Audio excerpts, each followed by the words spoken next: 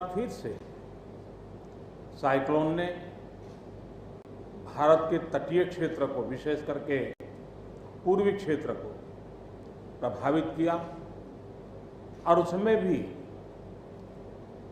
सबसे ज्यादा दुष्परिणाम पश्चिम बंगाल के हमारे भाइयों बहनों को, पश्चिम बंगाल के नागरिकों को, यहाँ के संपत्ति को बहुत हानि पहुंचाई है।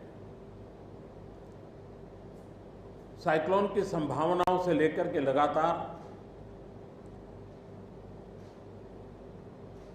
मैं इससे संबंधित सभी लोगों से संपर्क में था। भारत सरकार भी सतत राज्य सरकार के संपर्क में थी। साइक्लोन का नुकसान कम से कम हो, इसके लिए जो भी आवश्यक कदम उठाने चाहिए उसके लिए राज्य सरकार और केंद्र सरकार ने मिलकर के भरसक प्रयास किया। लेकिन उसके बावजूद भी करीब करीब 80 लोगों के जीवन हम नहीं बचा पाए। इसका हम सबको दुख है।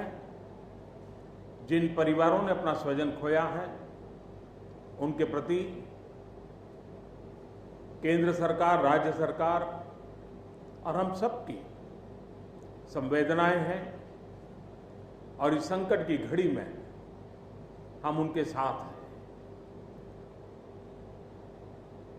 संपत्ति का भी नुकसान काफी होता है, चाहे एग्रीकल्चर हो, चाहे पावर सेक्टर हो, चाहे टेलीकम्युनिकेशन हो, चाहे घरों का उजड़ जाना हो, अनेक प्रकार का, चाहे वो इंफ्रास्ट्रक्चर का हो, चाहे व्यापार जगत से लोग जुड़े हुए हो, चाहे खेती क्षेत्र से जुड़े हुए, हर किसी को नुकसान होता है।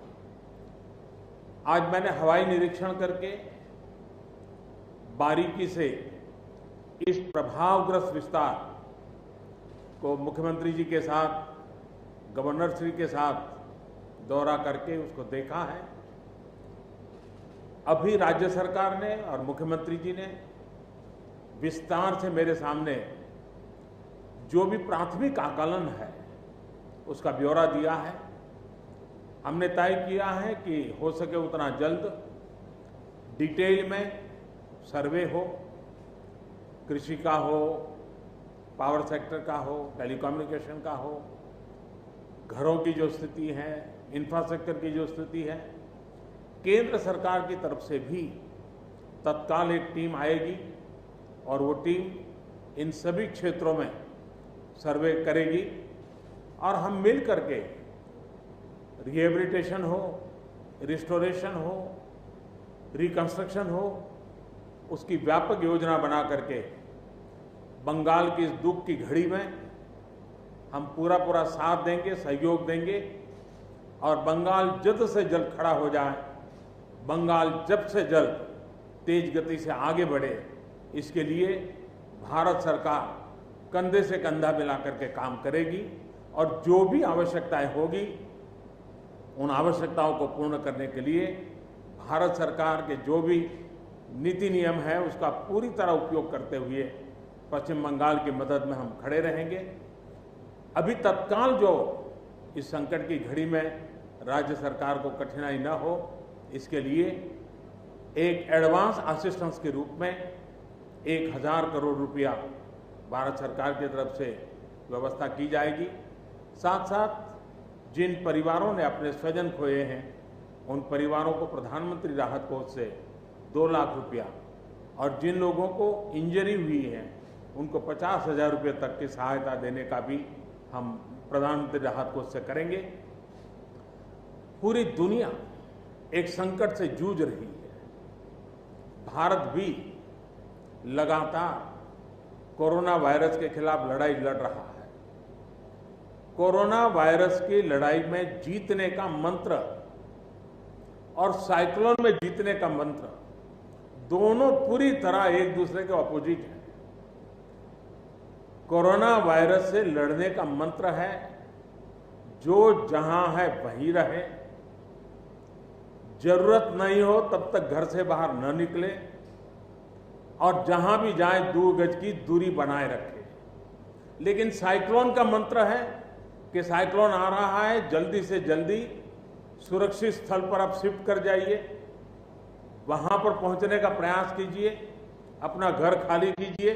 यानी दोनों अलग अलग प्रकार की लड़ाइयां एक साथ पश्चिम बंगाल को लड़नी पड़ी है। लेकिन उसके बावजूद भी ममता जी के नेतृत्व में राज्य सरकार ने भरसक प्रयास किया है।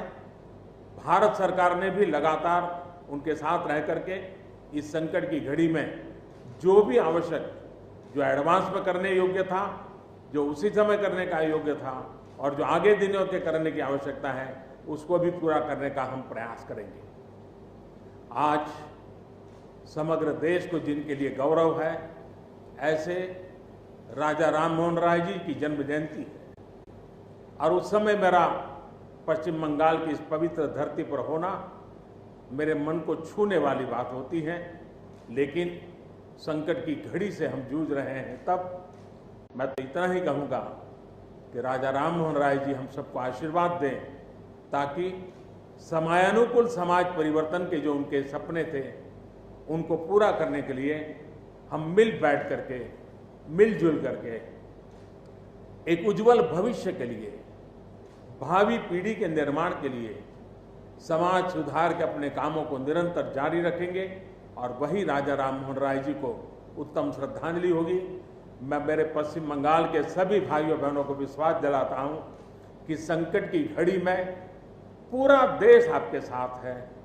भारत सरकार कंधे से कंधा मिला करके आपके साथ आने वाले सभी कामों में खड़ी रहेगी। इसी संकट की घड़ी के समय आप सबसे मिलने आया हूं, लेकिन कोरोना वायरस के कारण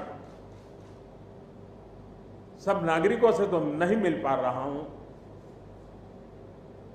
मन में एक कसक तो रह जाएगी। यहां से मैं आज उड़ीसा की ओर जाऊंगा और वहां भी हवाई निरीक्षण करूंगा, वहां के माननीय मुख्यमंत्री जी से, वहां की सरकार से बातचीत करूंगा। मैं फिर एक बार पश्चिम बंगाल की इस दुख की घड़ी में मैं आपके साथ हूं। जल्द से जल्द आप इस संकट से बाहर निकले, इसके लिए मैं पूरी तरह आपके साथ रहूंगा। बहुत बहुत धन्यवाद।